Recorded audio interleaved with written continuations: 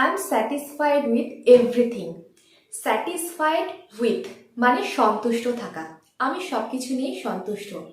দেখো, স্যাটিসফাইডের সাথে with preposition কিন্তু ফিক্স হয়ে রয়েছে।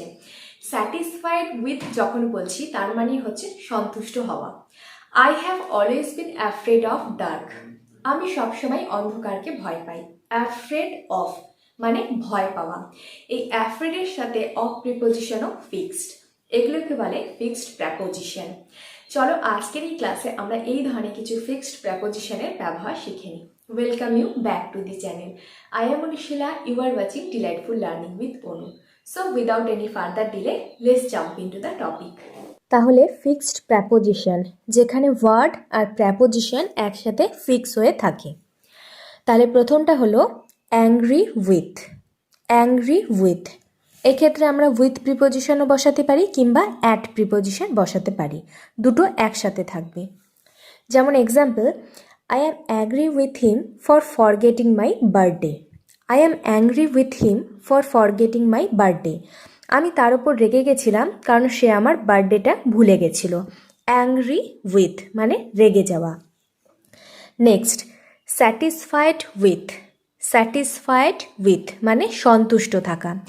I am satisfied with everything. I am satisfied with everything, আমি সব কিছু নিয়েই সন্তুষ্ট। Satisfied with. Familiar with. Familiar এই ওয়ার্ডটার সাথেও উইথ কিন্তু ফিক্স, তার মানে কোনো কিছুর সাথে পরিচিত থাকা। I am not very much familiar with that area. I am not very much familiar with that area, এই জায়গাটার সাথে আমি খুব বেশি পরিচিত নয়।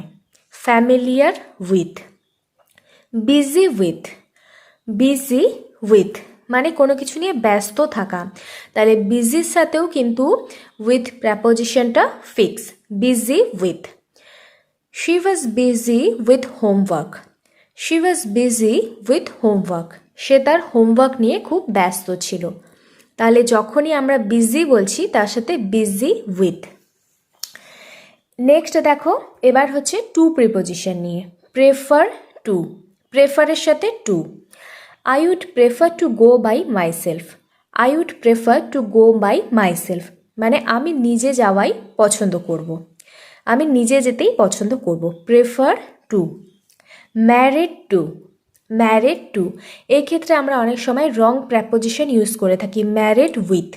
কিন্তু সবসময় যদি আমরা বোঝাতে চাই যে কারোর সাথে বিবাহ, সেক্ষেত্রে married to. She got married to someone she mate at college. She got married to someone she mate at college, তার সেই ব্যক্তির সাথেই বিয়ে হয়েছে যার সাথে তার কলেজে সাক্ষাৎ হয়েছিল। তাহলে married to. Superior two. Superior two, superior মানে হচ্ছে উৎকৃষ্ট, একজন আরেকজনের থেকে ভালো, এরকম কিছু বোঝাতে superior to. My pen is superior to yours. My pen is superior to yours, আমার পেনটা কিন্তু তোমার পেনটার থেকেও ভালো। Superior to. নেক্সট দেখো, অ্যাফ্রেড অফ। অ্যাফ্রেড অফ মানে কোনো কিছুতে ভয় পাওয়া। I have always been afraid of the dark. I have always been afraid of the dark, আমি সবসময় অন্ধকারকে ভয় পাই। Afraid of. Ashamed of. Ashamed of মানে লজ্জায় পড়ে যাওয়া বা লজ্জা পেয়ে যাওয়া।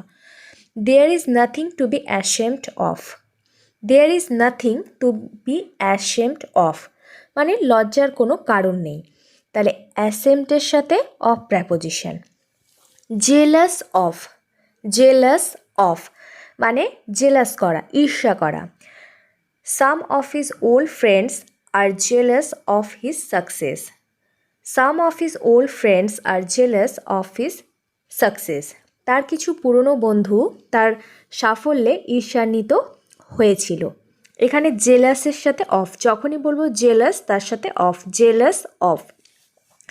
Confident of. Confident of, confident মানে আত্মবিশ্বাসী হওয়া, আত্মবিশ্বাসের সাথেও কিন্তু অফ প্র্যাপোজিশন হবে। He was confident of success.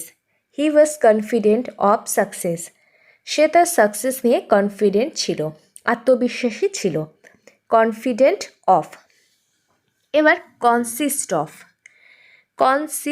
Of মানে কতজন অন্তর্ভুক্ত রয়েছে।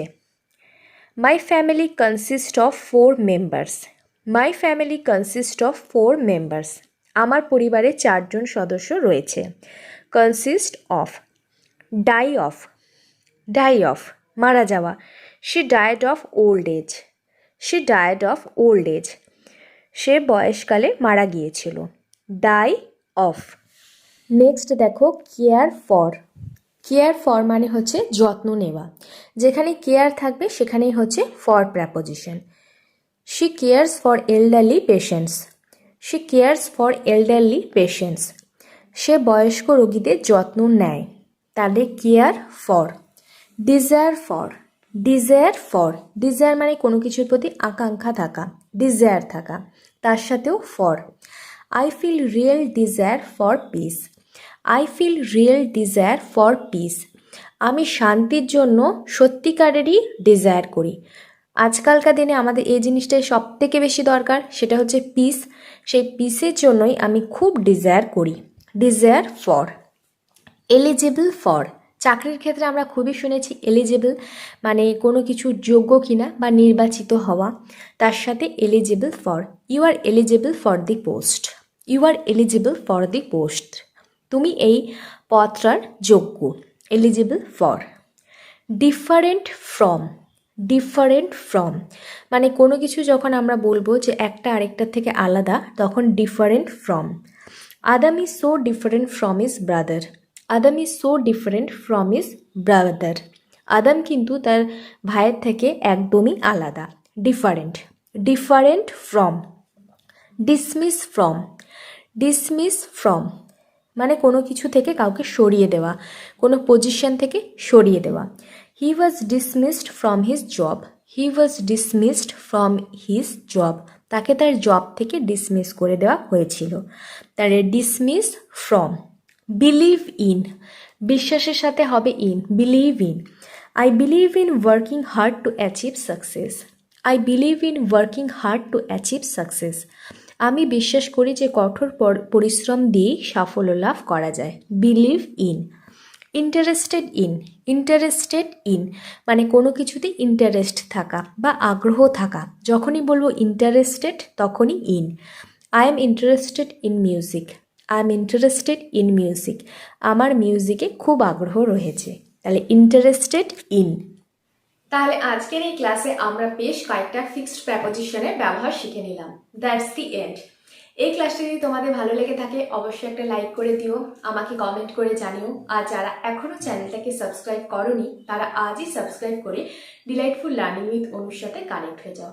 আর পাশে থাকা বেল আইকনটাকে অবশ্যই প্রেস করে দিও, যাতে এই ধরনের ইংরেজি নোটিফিকেশন সময় মতো করে তোমাদের কাছে পৌঁছে যায়। ভিডিওটাকে বেশি বেশি করে শেয়ার করে দিও, যাতে বাকিরাও এই ভিডিও থেকে কিছু অন্তত ইনফরমেশন পেতে পারে। Till then, stay positive, always be happy, God bless you all.